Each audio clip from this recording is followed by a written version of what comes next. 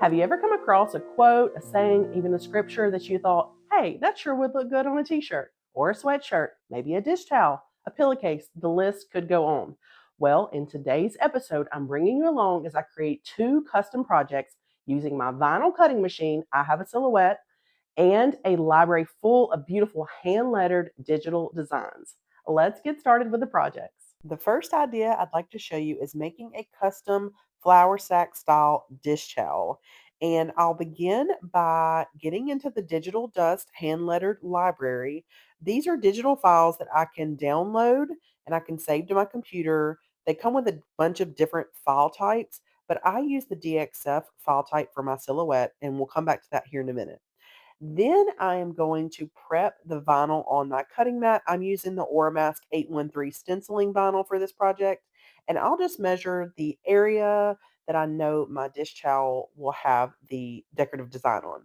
And so I'll know exactly how big to cut my vinyl and how to lay it out inside my silhouette program. So I'm just getting that attached to the cutting mat. My cutting mats are so worn out, so I typically use painter's tape to hold them down. I'm going to go ahead and load this cutting mat into the machine, then go back over to my Silhouette Studio program. I pulled the DXF file from the zip file that I downloaded right into my studio, and I just made sure that it was the size I needed for my dish towel, chose that I was cutting on stenciling material. If you know all about silhouettes or Cricuts, you'll kind of know how to work this.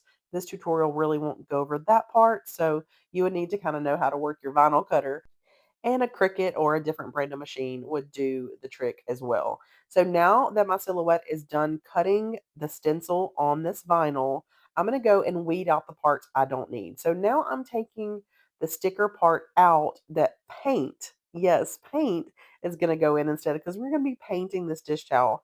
This is such a fun technique and process for creating a custom dish towel. And so after I got all of the parts that are going to be painted taken out, I'm going to cut a piece of contact clear paper. That's going to be my transfer sheet. So it's going to lay on top of this stenciling vinyl, which the blue that you're seeing is just the color of the stencil, but behind it is a white backer paper. So we use this clear contact paper to pick up the whole design and place it where we need. So it's picking up all those little insides of the letters and the O's and the A's and things like that, because you need to kind of pick those up at once and place them.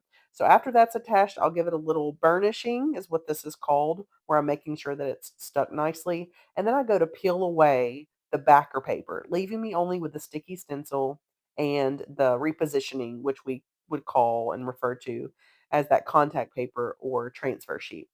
Now I've got my dish towel exactly how I know that I'm going to put it on display and use it with the design of the dish towel.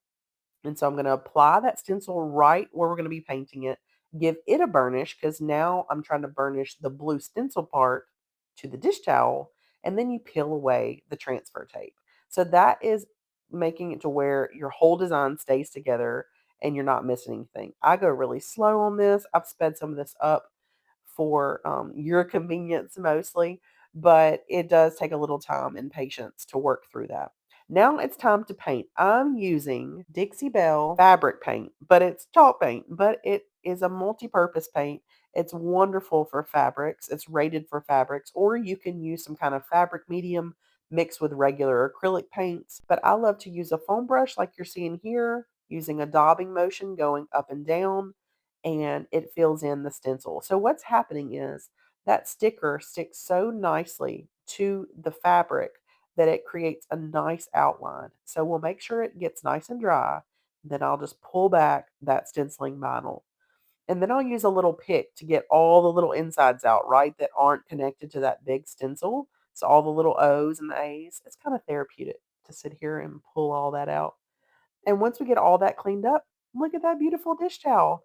One last measure so that it can be washable and you can launder it is to use a Teflon sheet or parchment paper and just do a quick little heat set for a little while.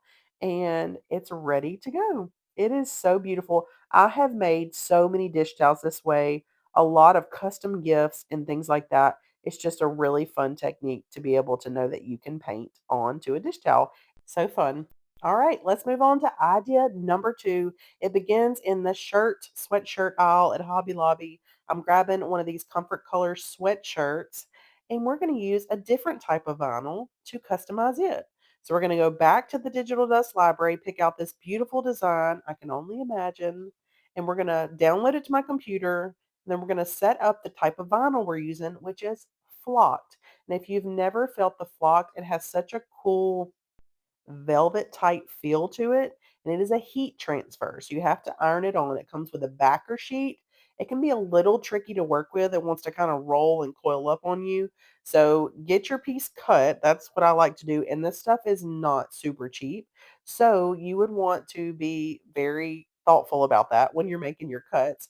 And I'm using painter's tape, good old painter's tape again, to get that sheet ready to send through, loading it into the silhouette, and it'll be ready to cut.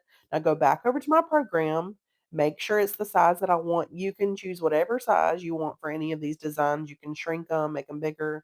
And then really important when you're doing the flocked or HTV is you need a mirror image. You can flip it vertically, or your machine may ask you something like this, like, are you sure that you want to send this as is, or do you want to send it mirrored?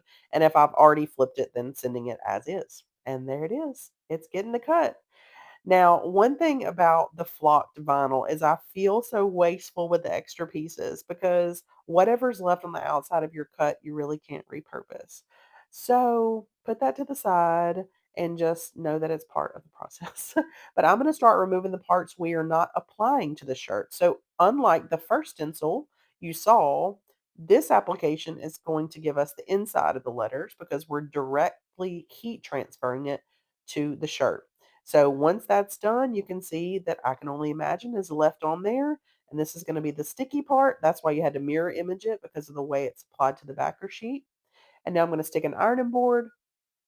And one of the steps, be sure to read the instructions for whatever vinyl you decide to use. But this one says to heat the area before, lay your design down. Then I'm trying to just measure to make sure down from the neckline. And then place your design down and use some type of press cloth, parchment paper. This is a heat Teflon sheet that I'm going to use, and lay it over the design, and then we'll press it. Now, you have to be really patient with this. If you don't have like a professional t-shirt press, which I do not, I just use my iron and press it and hold it for, like it says, 25-30 seconds over each area, and turn over your presser sheet and do it again. So after that's all done, you can just cool off the design. Do not peel the backer paper till it is completely cool.